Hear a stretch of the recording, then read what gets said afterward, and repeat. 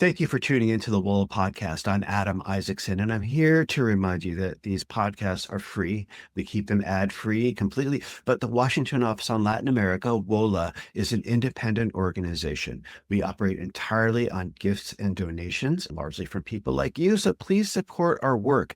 The easiest way to do that, we try to make it easy, is by visiting WOLA.org and clicking on donate right there in the upper right, and I really appreciate the support. It's February 13th. I'm recording this after the United States has now carried out 35 attacks on civilian small boats in the Caribbean and the Pacific Oceans. 131 people at least is the death toll to date from these lethal attacks from the U.S. military on civilians. That's 4 killings every 5 days since Labor Day of last year. 23 in the Eastern Pacific, 10 in the Caribbean, 2, the location wasn't specified. And here at WOLA, for decades, we've fought to stop U.S. assistance to Latin American militaries or police that carry out extrajudicial executions. Now, the United States military is carrying out extrajudicial executions directly, 131 plus times. It's been going on for 5 months. The fear is that it's starting to fade into the background of our national discussion. Every boat strike barely gets a mention now. It's starting to feel like it's getting sort of normalized. And that it's also something that maybe at least elements of the U.S. armed forces are getting used to doing, despite the military illegality of what's going on. And that is super dangerous. To talk about that, this episode is a conversation with John Walsh, who's WOLA's Director for Drug Policy in the Andes. Now, we have a team at WOLA who are focused on the boat strikes. I cover regional security at WOLA and defense issues. Our Mexico program, our Venezuela program, our Colombia program all have equities on this. But John has really run with this in a big way. He's been a key member of coalitions, and he has just published a commentary warning against normalizing these strikes. It's called "The Boat Strikes Are Still Happening. 5 Things You Need to Know." It'll be prominently featured on our website, and there will be a link in the show notes to this episode. I encourage you to read it, but I also encourage you to listen to John. He has a very clear analysis of what's going on and why it should never be normalized. Let's listen. John Walsh, welcome back to the podcast. Thank you, Adam. Great to be here. Well, I'm glad that you're able to do this. We're talking on February 13th. As of today, and when our listeners are hearing this, unfortunately, the numbers could be higher, but as of today, there have been 35 attacks on boats in the Pacific and in the Caribbean, civilian craft, people who, because you're innocent until proven guilty, were all innocent, but suspected of carrying drugs, but we'll never know. 131 people dead, 35 attacks. And you are publishing a commentary for WOLA about the current state of these boat strikes. And you sort of make the point that they're not getting the attention that they were getting several months ago, and there's some danger of normalization. But I guess maybe I just answered the question, but why did you sit down and work on that first draft? Why did you feel it was so important to write about this at this particular moment? Yeah, thanks, Adam. My concern is the risk that at this point, 5 months in, 35 attacks, over 130 deaths, these attacks by the U.S. military in the name of keeping Americans safe are becoming normalized or risk becoming normalized, just business as usual, when there's nothing about them that should be seen as normal and usual. And I think we will be keeping our eye on that, and we want to make sure that they don't fade from view and just become part of the background, because there's no way that they should be. I mean, what is the danger, just to explain to listeners, of these becoming considered normal or just something the U.S. government now does? Put it in some context. Yeah, the first danger is that these attacks and the resulting deaths, which are by design, are extrajudicial executions. These are killings by the state that are outside the law and that are therefore lawless. And they needn't be contained in that sense to one set of victims, but the similar arguments can be used to justify use of force by the U.S. military or other federal agents in other places, other times with other victims. So I think the slippery slope that we're starting to see in terms of justifications for use of force are very worrisome. And the idea that at least some sectors of the US military are not just accepting of these orders, which look on their face to be unlawful, but carrying them out and bragging about them are reasons for concern. So despite, some rather shocking revelations, particularly that survivors have been killed or survivors have been just abandoned in the open ocean, it does feel, I agree, that these aren't getting the attention that they were getting before. And we'll talk about some of the danger of that when people start thinking this is normal, then it's easy to escalate in directions that maybe we can talk about. But I mean, what are some of the signs that you are seeing and that I know you've written about in this commentary that boat strikes are indeed becoming sort of normalized, viewed as something more routine? Right. The first indication is, the extent to which the media is covering them and giving them a high profile. And of course, we saw a lot of attention, deservedly so, in September last year when the boat strikes began. The very fact that we use a shorthand to say boat strikes because it's easier than saying these illegal US military attacks against suspected alleged boat smugglers suggests Mhm. they have become Yeah. normalized. We're talking Yeah. about them over and over and again. And then there was another intense round of media interest around the more detailed revelations of a so-called double tap strike, where survivors were subsequently killed by other strikes, potentially under orders that there were to be no survivors left, give no quarter, which if the United States were at war, which we are not, would qualify clearly as a war crime. So that got another spate of media attention, especially in early December. And that was at the same time a much more intense congressional concern and questioning of the administration. That passed. And then after the Yeah. US invasion of Venezuela to extract Nicolas Maduro, there's a whole other set of reporting, but the boat strikes were more of a background rather than the main story. And then since then, it's come to just a trickle of news stories, even as the boat strikes resumed in late January and again, a couple more strikes here in February. Yeah. I mean, the month of January is just so historically not in a good way momentous for the United States. You had the attack in Venezuela and everything after that. You had the killings of Rene Good and Alex Preti in Minneapolis. This did sort of get buried under other things that were similarly outrageous. So let's talk more about the strikes themselves for now, but at the end, we should maybe talk about how media and other people who can generate the national conversation can operate when we are so buried under new and outrageous things going on. But before we go on to that, you're right. There has been less media coverage. There's certainly been fewer statements from key officials, including people who oppose this. Even the NGO community has had to move on to other things, or you just can't respond to every single attack, except maybe with social media posts. That does contribute to this sense of normalization. What is your sense of how this is being normalized within the US military, where, they've been doing drug interdiction in the Caribbean and the Eastern Pacific since at least the 1980s in a legally authorized way since the late 1980s. And they have not used these tactics before. We talked about this in earlier podcasts. For the military, this was a huge change to the point where the commander of Southern Command, it's widely believed, retired early because of his discomfort with the illegality of this. Is that changing now within the US military? It seems to be. And the fact that the strikes continue to be carried out predominantly now, if not exclusively, in the Eastern Pacific, where their roots have to do with cocaine trafficking, suggests that there is a level of acceptance, if not enthusiasm, for carrying these out at top levels of at least the U.S. Southern Command.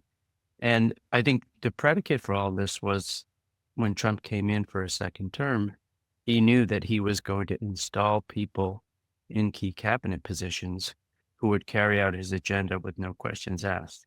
And that's why Pete Hegseth is the Secretary of Defense.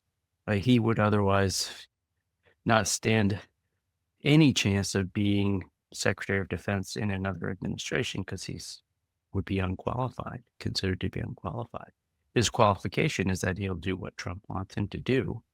And I think between them, they have created a culture where these orders are going to be accepted, and they've cleared out the lawyers who would quibble and contest and push back, lawyers within the Pentagon, and cleared the way. And then they worked with the Justice Department under Right. Attorney General Pam Bondi to make sure that the Justice Department and the Office of Legal Counsel provides the paper that they can waive to military operators and say, this is legal, you have no worries. I don't think that's plausible if you get an outside lawyer to look at their justifications, but I think that's the way they've tried to normalize this within the ranks of the military. One key sign that I think we should remark on too is that every single boat strike has been announced on the service formerly known as Twitter.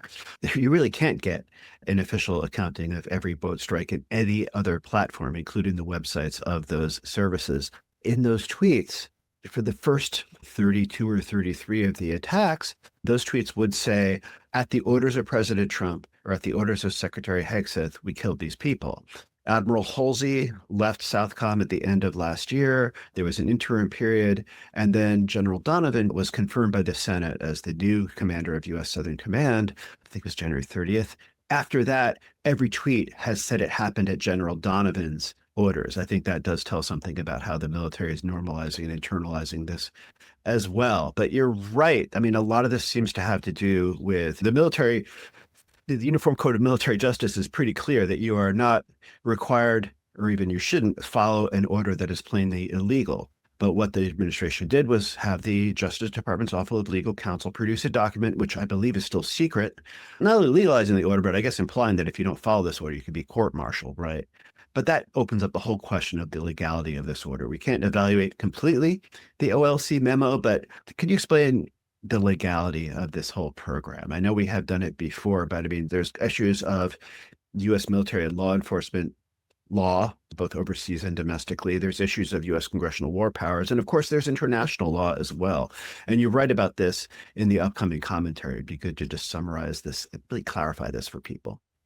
You tick those boxes, and the U.S. justification for this use of force doesn't meet the threshold in any of those cases. In the first case, there is no explicit congressional authorization for these attacks to utilize the military in a way that this is clearly a congressional prerogative, whether or not to engage U.S. military forces in hostilities and conflict. The U.S. is doing that, but without any congressional authorization. So there have also been attempts in the Congress to block the administration from further attacks. Those have come up short of the votes needed through war powers resolutions, but the failure of those votes doesn't confer an authorization for the use of force. So that's one. There is no authorization for these attacks. Two, under international law, the United States asserts that we are engaged in a non-international armed conflict, meaning what is that? A conflict that doesn't engage U.S. forces with those of another state, and alleging that drug cartel activity, and in particular, groups designated as foreign terrorist organizations by the president under the authorities he does have to designate such groups, amounts to an armed conflict and hostilities. But again, that is uniformly deemed implausible and unjustified by lawyers at international law and U.S. domestic law. In the first case, for a foreign terrorist organization to be listed is one thing, but that doesn't confer wartime authorities on the president. And on the other hand, the idea that a criminal group, such as a drug cartel, amounts to an armed adversary with whom the United States is at war also doesn't add up under international law. So now, to summarize, the U.S. is not at war with drug cartels, so there is no armed conflict. There is no congressional authorization, and the fact that the United States is not at war means that international human rights law prevails, and that these attacks by the U.S. military are not against combatants in any sense of that word, and that the people who are being killed by these strikes are being executed extrajudicially outside the law. And that's basically the summary of where we are. The assertions by the administration that somehow an international armed conflict prevails and that therefore U.S. forces are engaging in some form of combat with an adversary just don't add up, even by their own accounting of what's occurring in these attacks, which are strikes conducted remotely, either by plane or by drone, apparently, where in each case, in every case, the administration has made clear that no U.S. troops are in harm's way or are being harmed.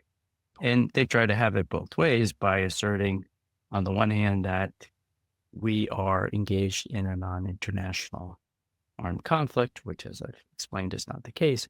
But then when it comes to war powers questions, asserting that no, there's no conflict, which is true, but for purposes of war powers resolution is a way to sort of wriggle out of the question. Right. I mean, just to summarize here, these gruesome videos that get shared on Twitter do not show anybody ever firing at or otherwise threatening the life, injury, or safety of any of the U.S. personnel involved. If there even are any personnel in the vicinity, it might be a drone. The standing orders, especially when it's a law enforcement situation and not even warfare, are that you can only use lethal force if there is an imminent self-defense justification, and there's not that. And I just want to put a line under your point about terrorism too. I mean, the president has the power to add any group that he wants to the State Department's list of foreign terrorist organizations, but that is not an authorization for the use of military forces. An authorization from 2001 that authorizes force against groups somehow tied to the September 11th, 2001 attacks.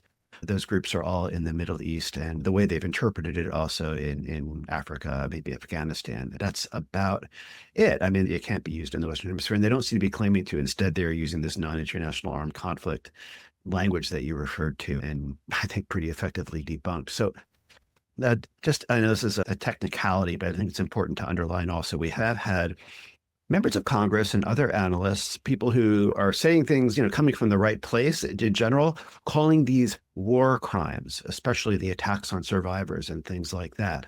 That's not the right term, though, right? No, it's not the right term because we're not at war. So I think that the key question right at the outset, if we are not at war and the laws of armed conflict don't apply, international human rights law applied. So the follow-up attacks, the so-called double tap strikes that have occurred, especially as we know in the September 2nd attack, the initial attack, can't be considered war crimes because we're not at war. Therefore, the strikes that killed the survivors in these initial attacks were straight out extrajudicial executions, just like the strikes that killed the people on the boat initially, and like all the other subsequent 34 or 35 attacks. Those are executions extrajudicial because we're not at war, but rather in peacetime. Is this much different than a policeman just shooting a suspect in the back as they run away? No, that's a very good analogy.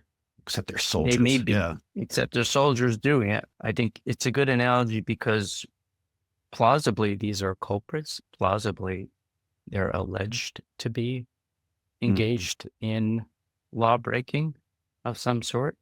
But that doesn't give either the police, who is not necessarily facing harm in that circumstance, or by any stretch, the U.S. military, the authority under any guise to preemptively, and in this case, premeditated, conduct any form of strike when they're not already in danger.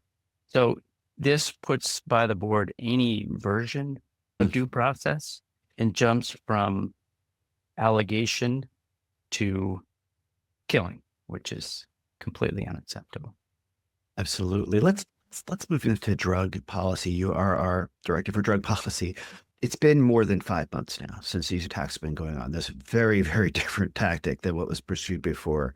Is there any indication that any drug, the supplies of any drug, has been disrupted? I mean, after 5 months, we might have some sense, even if it's just vibes, that there's been any effect on supplies. President Trump at the first claimed that these were fentanyl boats, but there's no such thing coming from South America. So, but probably we're talking more about cocaine and maybe to a lesser extent marijuana.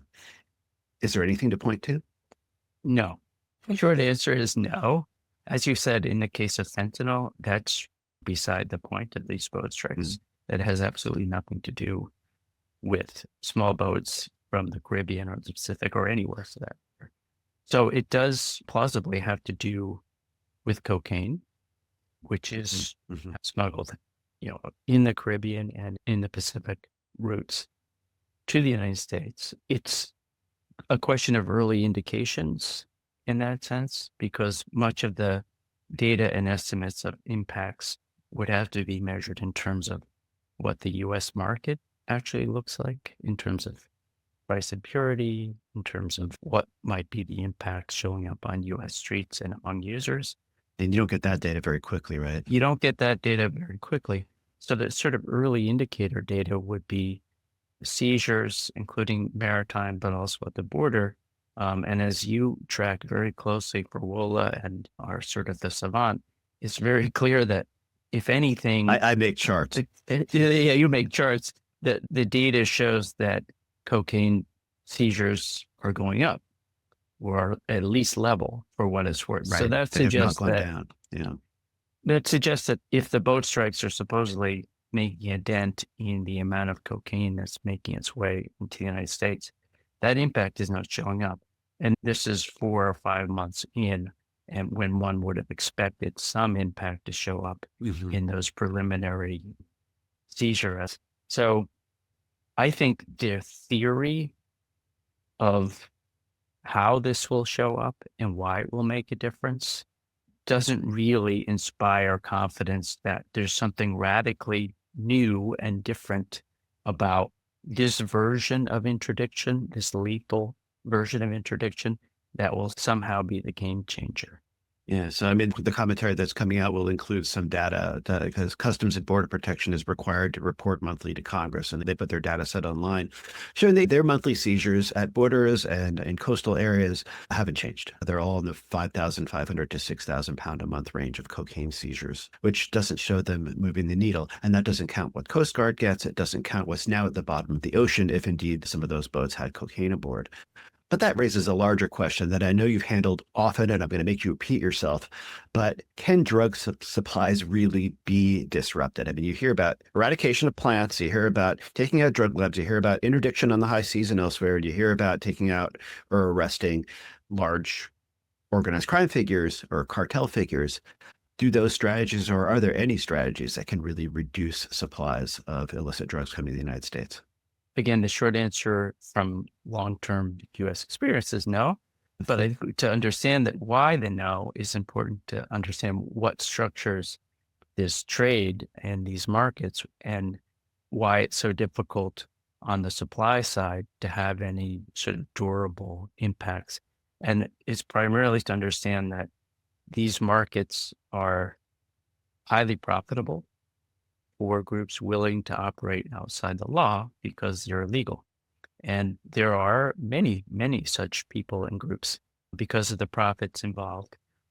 And those profits arise from two basic factors. There's constant demand in some form to use psychoactive substances. People want them. People will buy them, even at prohibition price premium, and even if it entails risks. So people want psychoactive substances, cocaine, cannabis, heroin, and they're willing to pay for it. So there's profit to be made.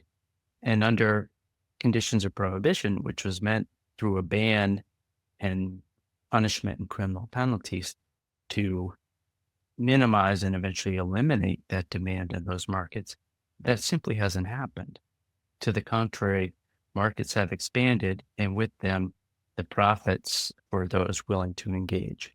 So given that you have very large demand and very large profits, there will be suppliers. And to the extent that, in particular, because this is the lion's share of our efforts, enforcement-led initiatives to curb supply, whether through crop eradication or precursor disruption or interdiction on the seas or at the border, those are sort of built into the business plan of drug trafficking organizations. It's not to say that they respond perfectly and efficiently to every disruption, Right. but they have a plan, and that plan generally entails diversifying their routes, diversifying their technologies, and always preparing to produce more. So the impacts of interdiction, let's say, understood as, oh, we took out a boat and it had a ton of cocaine on it. Therefore, there's 1 ton less cocaine on the US market. That's just not how it works. These are very dynamic and resilient markets. And in a dynamic market, the supply is not a one-off, is going to be replaced, and it's a very competitive market as well. So I think that suggests why it's very difficult to have any really durable impact on the supply side, and why in the longer run, we really need to rethink the value of prohibition in deterring drug use, which it doesn't seem to, but in terms of its impacts on the safety and health and well-being of all of our citizens. We're clearly not in that moment right now, but the moment we are in is to say these lethal strikes on boats that are involving U.S. armed forces in executing people without any form of due process whatsoever don't make a contribution and are a stain on the United States because of the lawlessness of the conduct. So that is something we can push back on and Right. hopefully change. The arguments that the Trump administration, Trump himself, and to some extent Secretary of State Rubio has made do have a grain of truth, which is they pushed for the boat strikes as a sort of extreme version of drug war escalation in response to a recognition that on its own, interdiction actually doesn't accomplish all that much. I think that's an important insight on their part. I don't think the right response is Oh, they that were arguing that the policy to date was not working, yeah, and therefore they had to crank it up even more. Okay. exactly. So they were saying, hey, this isn't working. In order to really deter smugglers, we need to kill them outright on the seas. That's not the right response to what is a real problem. And I think, unfortunately, their response has been to make the problem worse on 2 fronts. In the first case, this sort of hyper-militarized use of the U.S. military through the lethal boat strikes is vast overkill. It's an enormous amount of military force, but to what effect? These are business operations, far-flung, highly networked. It's not going to make a difference in that sense. And on the other hand, what is a serious problem in terms of organized crime, drug trafficking organizations, not just in this hemisphere, but increasingly elsewhere, a serious problem that requires serious multilateral and international cooperation is not only getting short shrift, but the cooperation that you need to do it is going to fray as other governments who are concerned about these issues see the United States using lawless tactics in which they cannot and will not risk becoming implicated. I might want to ask about other countries' involvement in this, but just when we're talking about the futility of trying to do interdiction in the context of all the incentives that prohibition creates, what are the mechanics of this? I mean, according to at least Southern Command's estimates based on their radars and other observations, a majority of cocaine, they think, has departed South America on small boats like the ones that are being taken out for the last 20 years or so, a majority. But we have to make clear to listeners that those boats are not going all the way to like Texas or Florida or California. They stopped somewhere, probably Central America or Mexico on the way. If these boat strikes were to have a 100% deterrent effect and stop people from taking small boats on the high seas, how else would cocaine leave South America? Right. I mean, would cocaine traffickers sort of run up the white flag and surrender, or would they find another way? Yeah, we give up. Okay, the gig is up. No, I think we've already seen for years that there are other modes. One are semi-submersibles. At least one of the vessels that's been destroyed by the They've U.S. gotten a has been couple a of them, yeah. semi-submersible. But then there's fully submersibles, submarines, which are far harder to detect and can deliver larger and larger payloads. There are also, as you suggest, coming in closer to coast and taking land routes, which are not as quick as by sea. Short coastal hops, sure. Short Yeah. coastal hops. They also are going to implicate more and more communities and involve more communities. Right. And that's not necessarily a good thing. And then the trend that we've seen over the past several years that's even more important in terms of the amount of drug and payload delivered is the containerization Sure. of drugs in big container ships. So recognizing that the illicit drug trafficking industry isn't set apart from the rest of global commerce, it is bound up in it and able to take advantage of the improvements in international shipping and commerce, so that container ships leaving from major ports in South America and Ecuador, for instance, can carry a lot of cocaine to destination markets that far outstrip the amount of cocaine or other drugs that you could fit on a small speedboat in the Pacific. So there are other ways, and there are other routes as well, so that if the Caribbean route seems less promising or more risky in cocaine is being produced in Colombia, there's also the Amazon and its tributaries that can go across to Atlantic and Caribbean routes. So there are other routes, there are other technologies, there are other transportation options that, again, don't instantaneously pop into use. But if you go back and look at almost any testimony by U.S. government agencies involved in the supply side drug control efforts, the refrain will be our adversary is resilient and inventive, and it will continue to come up with ways to confound our enforcement efforts. Therefore, we need more money and more authorities, et cetera, will be their endpoint. But there's this acknowledgement that the adaptation and the ability to adapt on the part of drug trafficking organizations is not unpredictable. It's actually something that has been happening for years and years and will continue to happen. You can count on it. I should correct something in my earlier question. I said that Southcom, not really correct, but Southcom said that the majority of what they see is on small craft, but that's the majority of what they see. You make an important point about cargo containers. Radars and surveillance aircraft aren't going to be able to tell you whether a corrupt official in an organized crime group put a whole bunch of cocaine on a banana cargo boat or something like that. They'll see the boat, but they won't know what's in it. So that could indeed be where, how a lot of this is traveling. There's also another possible route. We recorded a podcast with Kendra McSweeney and some of her colleagues roughly a year ago, talking about increased coca cultivation in Central America and Mexico, which is still sort of in a trying it out stage, but that would alter routes as well. You wouldn't really need to use a small craft as much at all if that were to happen. Yeah, no, and you make, there's an important, more general point, in as much as the interdiction and seizure statistics talk about what has been captured, but it's hard to know what's not been captured.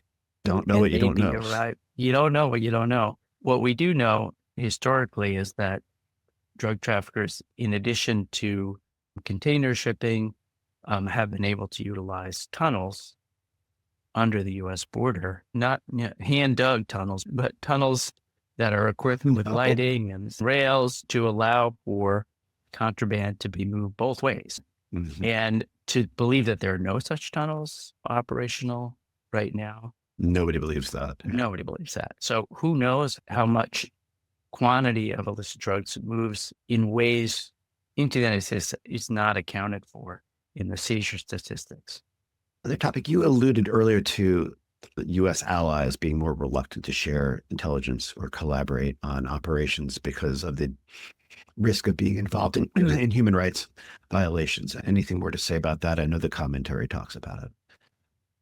Yeah, I mean, and governments are not necessarily eager to speak up about it because Right. they understand that they don't necessarily want just another reason to be on Trump's bad side and More tariffs. more tariffs, et cetera. So they're not eager to.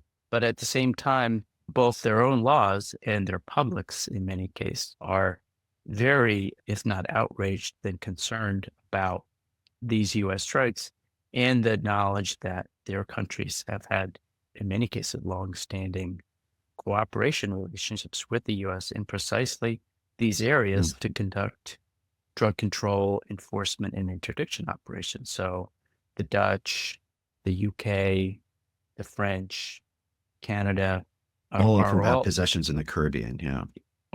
or who have been very active in cooperating with the United States on intelligence sharing and law enforcement cooperation. This is a different mission in their view, a mission to engage in lethal strikes first, ask questions later, if ever. That's not the mission they signed up to. And internally, at least, we understand they've been making that clear to the Trump administration. And some have begun to be more outspoken and talk about how they need to curtail and limit cooperation because of the liabilities on their side. It's worth noting these are NATO allies showing this reluctance. Let's move into the irresponsible speculation part of the podcast episode, where if these strikes do indeed get normalized, as you very convincingly expressed concerns that is happening now, and if the administration's arguments ultimately don't get challenged, what's next? Where could this lead? If we keep sliding down the slippery slope, what is a scenario or two that could really alarm us? Right. So I think we're already seeing the signs that are cause for concern. And in the first case, to understand why these boat strikes can sort of slide out of public view. One reason is because they're so anonymous. The victims of the strikes, the people being killed, are never seen. They're never known. They're nameless, faceless. The label that the administration has applied to them as narco terrorists is sort of menacing. And that's all that people have to go by. This assertion, without any evidence on the part of the administration, that conflates drug trafficking, which is one concern, with terrorism, which is another, and the idea that the two are linked in U.S. law or international law is not the case. But as a fear-inspiring label, it can be effective. I think that's the first cause for concern, is that simply by labeling a group who then remains anonymous, and in this case, disappeared, nameless, faceless, provides a way in the door, a foot in the door for labeling Right. opponents, political opponents, critics, dissidents as terrorists. And in that sense, we already see that the administration is lashing out and criticizing domestic political opponents and adversaries, and very promiscuously using the Anybody who label follows ICE around with a terrorism, camera gets called a terrorist. a terrorist. And that's a very dangerous development in the sense that if it becomes accepted by at least the law enforcement or border patrol elements as making those so labeled fair game for enforcement, you have the potential for use of violence and use of force by federal agents in the United States that goes well beyond the bounds of what's permissible under law. And again, we don't have to imagine this. We've seen it on the streets of Minneapolis. Renee Good, Yeah. Alex Pretty, at the hands of ICE and Border Patrol agents and gunned down on U.S. streets. And the immediate reaction of the administration was to call both of them in some way domestic terrorists. So That's the word they used. that's the word they used. So I think we already see the dangers in plain view. And I think one other that we should be concerned about is that President Trump has often expressed his desire, or maybe what he sees as the need to engage the U.S. military, National Guard, but also active duty U.S. troops on U.S. streets, to the extent that last September, when Trump and Defense Secretary Hegseth called the commanders, generals, admirals across the world for a meeting, and that Trump expressed that his concern was the enemy from within is even more important than any foreign in front of all the adversary. generals. In front of all the generals, and that the generals would, need to help deal with this problem of the enemy within on U.S. streets. So that doesn't say that this is happening tomorrow, but it does talk to the state of mind of the president in terms of wanting to and potentially ordering the military into such a mission. And in that sense, it is especially worrisome to see how Southern Command has been willing to conduct the boat strikes despite, as we've discussed, their clear illegality. And then a final point in that regard is that it may be that for President Trump and his aide, the illegality of the strikes is not a bug, it's not a problem, but actually a feature of their design, in the sense that to the extent that there are elements of the U.S. military who transgress those boundaries with Trump, they become more tightly bound to his agenda. It's like a gang initiation. You kill somebody in order to be part of our gang, or Yeah, I mean, or is that too crude of a metaphor? Yeah. Well, not by much, and maybe not at all. Let me just say, to the extent that the U.S. military allows itself to become convinced that what appears on its face to be unlawful is something that they can conduct not once, not twice, but dozens and dozens of times. 35 suggests that there is a willingness to be obedient to the commander-in-chief, the president, and put aside obedience to the Constitution and U.S. law. And that's what is so troubling about the ongoing strikes, that there are at least elements of the U.S. military that are willing to continue to conduct them. That is, it's hugely alarming. And you call your enemy a terrorist, you convince the military to go after civilians, maybe you come up with a legal opinion making it justifiable. And that's Southern Command. We also have a Northern Command whose area of operations includes the homeland. So this is something that we have to keep in mind when we think about slippery slope scenarios. Finally, John, I'll go back to a question that I raised earlier and sort of tabled for now. Is this getting normalized because we're just all inured to it, or is it getting normalized because so many more atrocities and horrible things, including killings of Americans on U.S. soil, have since happened, and it's just sort of being layered on, and you have to go do archaeology even to get back to what was being done before? Maybe that's what's happening. But if so, what should opinion makers, be they journalists or members of Congress or others who have a platform to keep things from being normalized, what can they do to keep reviving this? I would offer, before even just to answer my own question, one thing that's going on that we should give some credit to. There is now litigation on behalf of some of the victims or families of some of the victims, which is an important step. It does seem like victim stories are a key part of trying to keep this alight. But what are your thoughts on this? The litigation is critical in and of itself, because what needs to be clear here is that this conduct is not just illegal, but it needs to be fully investigated those responsible at the highest levels need to be held to account. There need to be reparations for the victims and their Mhm. families, those who have been harmed. And there needs to be guarantee of non-repetition. None of that has happened yet, but all of it needs to happen. So there's an enormous task ahead, and it begins with these challenges to the U.S.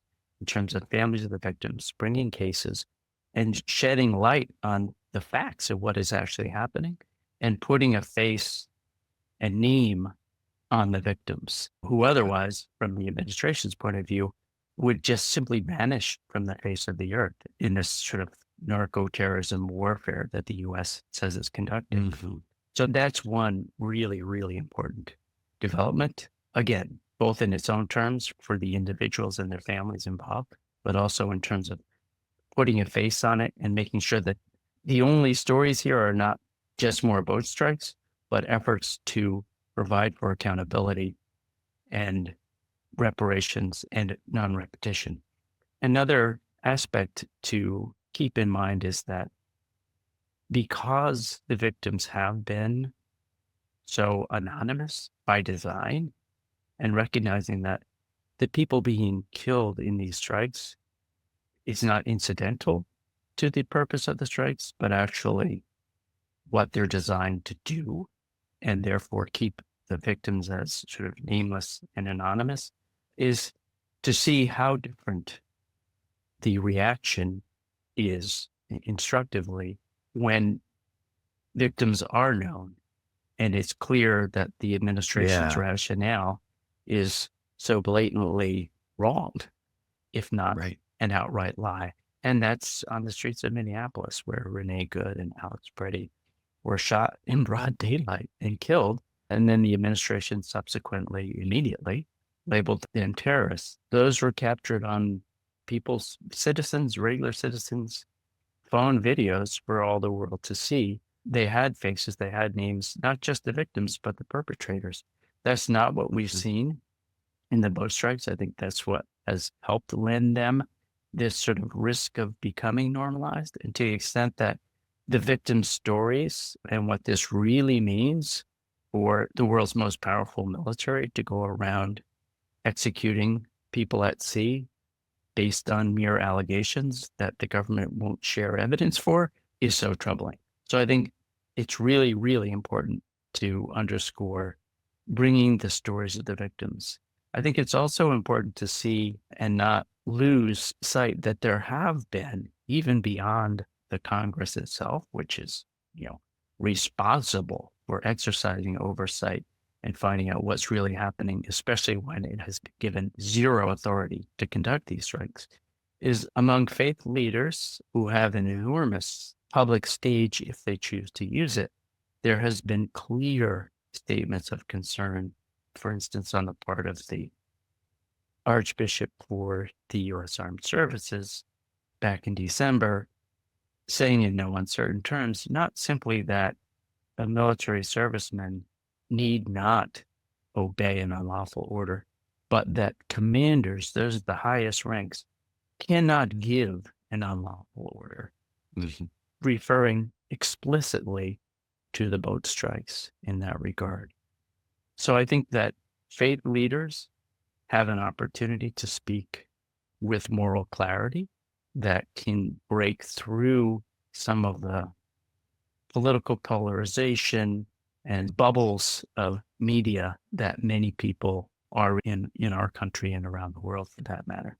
You mentioned there have been so many events in US in the world in this, opening weeks of the year that it's understandable that news headlines are going to shift and focus on, you know, threats against Greenland by the administration, Right. et cetera. I mean, there's so much that has been happening. I think that as long as the strikes continue to be carried out, it is imperative that news organizations within those who especially follow the conduct of the U.S. military, the U.S. armed forces, and foreign policy, that these not fall from view, because I think they're also part and parcel of how this administration presents itself to and conducts itself in the world, which is Trump himself made it crystal clear in his famous interview with the New York Times from a few weeks ago, you know, international law in Trump's view is irrelevant. Right. It's the only constraint on his own behavior is his own conscience. So if that's the case, then following what the US does and how other countries respond and react is crucial. And the boat strikes, I think, from the point of view of the administration, are a key way to show that it's national security strategy of not just being the most important power in the hemisphere, but dominating the Western Hemisphere through coercion is front and center. And I think the boat strikes are part of it. So it's not a small story. This is a major part of the administration's deliberate, intentional declaration that it will use U.S. power to dominate its neighbors through coercion. I don't think we should see the boat strikes as separate from that desire, but as very much part of it. So yeah, this is an issue that demands to be kept very much alight and never normalized.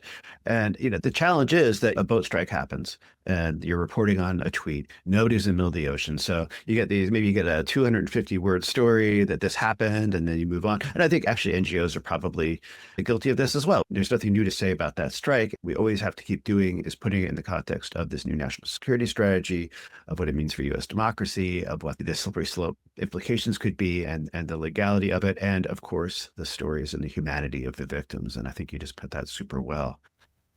Thank you, John, for your time and for, I think, was a very well-timed and important conversation. If you're listening, just check on WOLA's website. The piece that is going up soon about not normalizing the boat strikes should be prominently featured on our website. So I urge you to read it. Thank you again, John. Thank you, Adam. Enjoyed it.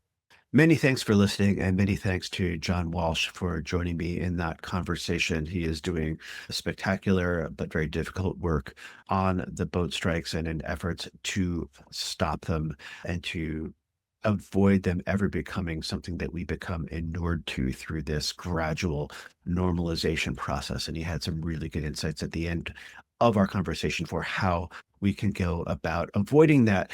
Please do stay tuned. We're going to keep these podcast episodes coming. You may have noticed we've picked up the tempo somewhat in 2026, and we've also added a video component. You can see these on YouTube as well now. As I mentioned at the beginning, as with all that WOLA does and produces, we depend on donations to make these episodes happen and to keep improving them. If you're a supporter, gosh, thank you so much for making this work possible. If you're not, please remember that you could be very easily. Either way, though, we appreciate you listening or watching. Please do stay well, and goodbye for now.